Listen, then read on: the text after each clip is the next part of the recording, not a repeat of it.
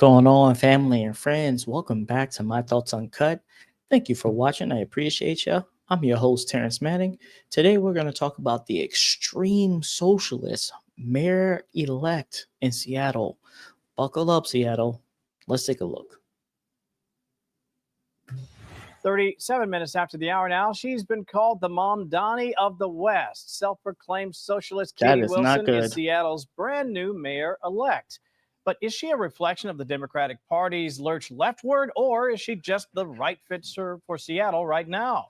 We want to bring in Seattle Red talk show host and friend of the program, the great Jason Rantz. I kind of love these segments because I can just say, Jason, you got 2 minutes. Let us have it. But I'm going to tee you up by a little sound here first, my friend. This is Bruce Harrell. He basically said, all right, if this was what you want, we should listen. Listen to this and get your reaction on the other side. The Wilson administration will have new ideas. They will have a new vision. By winning the election, they have earned that right. We must listen to the young voters. Listen, these young voters in these liberal cities, what is going on? Like, what is these people socialism? So basically, you want people who work hard to pay for your lifestyle. That's what socialism is, because where are you going to get this money? It's for the people who make the majority of the money. So you want them to lose sleep. You want them to sacrifice family time. You want them to sacrifice their health. You want them to work extremely hard over time as well, because these people aren't working 8 hours a day. These people are working 12, 16 hours to get what they earn. And yet you want them to pay for the majority of what you want in America. Your lifestyle is based on what other people are making. Yeah, socialism is also the government helping you out. But where's the government getting this money from? Taxpayers.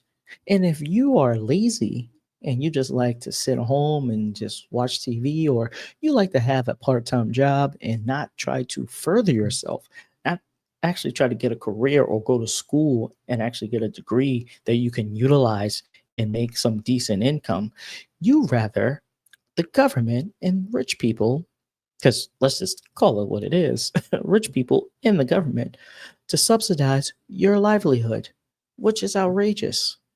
Progressive and as a socialist, I believe in good governance. Our government is how we act collectively.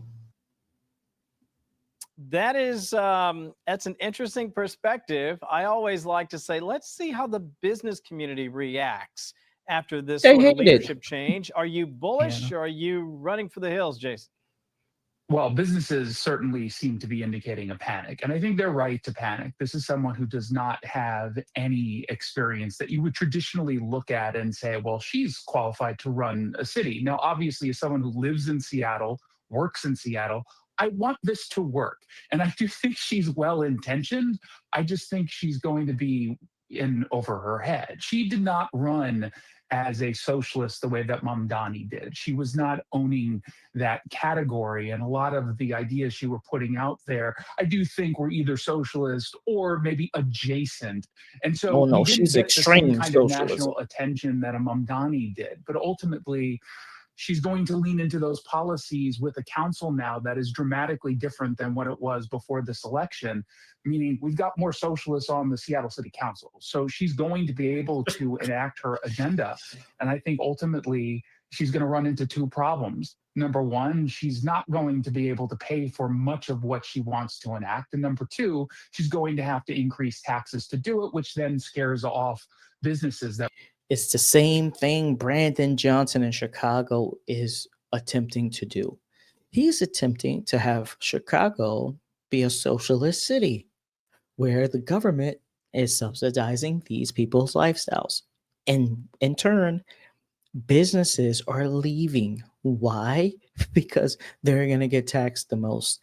And no businessman wants that. No matter how much they love the city or state that they're currently living in, they will jump ship and go somewhere where they're appreciated.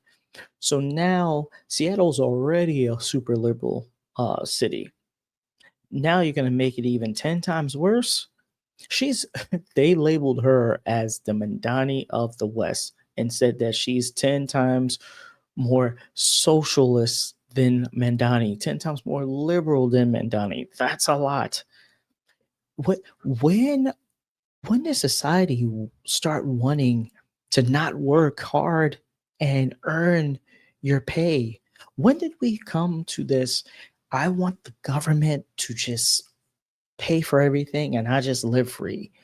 Like, if, why don't you just be a beach bum and just go somewhere where you can just get away from society and live on your own and not bother the hardworking people and not try to protest for people who are truly capitalist and actually help the economy. Why don't you go somewhere far away where you're not interrupting what's going on in America? Go to a different country where they practice socialism. I guarantee you, you're not going to like it. China, socialism. It's a socialist country. Cuba, go to those countries. See how you like it. See if you can speak your mind. See if you can protest. See if you can search the web without having them look at what you're doing and saying and then coming to arrest you. Even in the UK, you can't post certain things. Otherwise, they'll come over there and they'll arrest you. I just don't understand how are we having people like this in these high governing positions. Being a mayor is a big thing. You have no experience. You don't know how to budget. You've never had employees that you oversaw. You've never overseen that many people that you're about to embark in Seattle, where you're in charge of that city, and you think that socialism is going to work. You're already an extremely liberal city, and you kind of already been trying socialism already. It hasn't worked. What makes you think if you go 10 times as hard, it's going to work? Socialism is the worst. Right now are very clearly panicked. The ones I'm talking to are panicked. Yeah, and here's the problem that we've seen over and over. They can move to Bellevue, they can move to other places, they can leave the state altogether if they feel like the tax policies are Exactly. onerous, to say nothing of the fact that sometimes when these policies are enacted, they may sound good in a college classroom or maybe if you're hanging out with your buddies, but when rubber meets road and real families, and by the way, a lot of Seattle families are struggling right now. You've got to do what you can to encourage investment, Jason.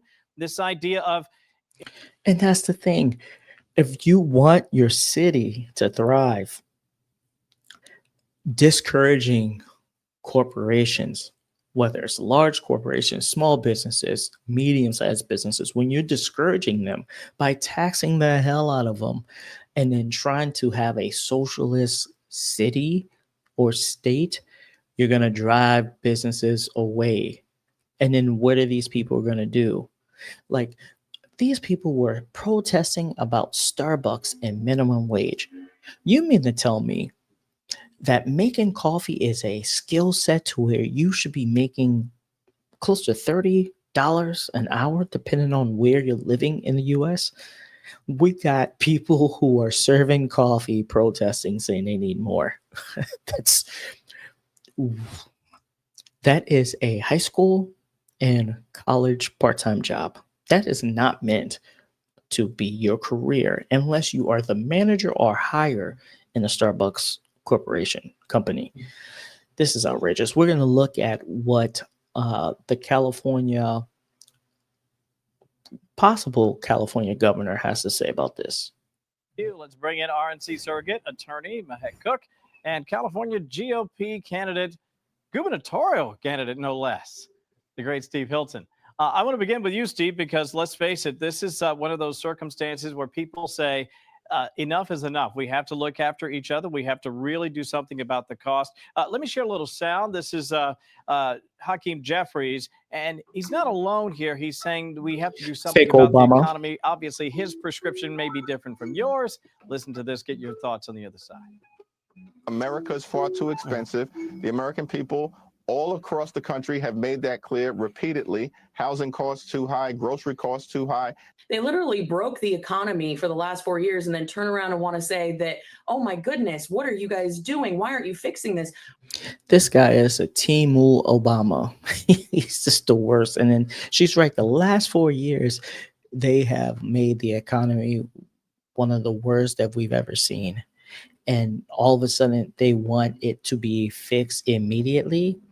That's like getting into debt of $50,000. And then you decide, you know what?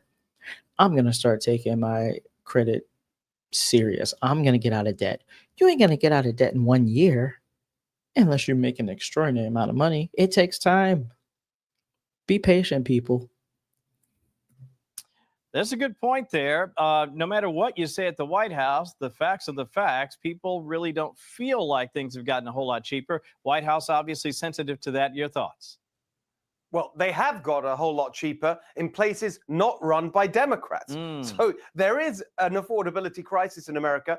It's not caused by President Trump. It's caused by Democrat policies. And that's what I've been telling people, especially the Democratic Party. You keep voting for Democrat year in, year out, and they don't do anything for you. It's not a coincidence. These cities that have the most economic struggle are the cities that are blue. Let me know what you guys think in the comments below. Like, subscribe, hit that notification bell. Peace.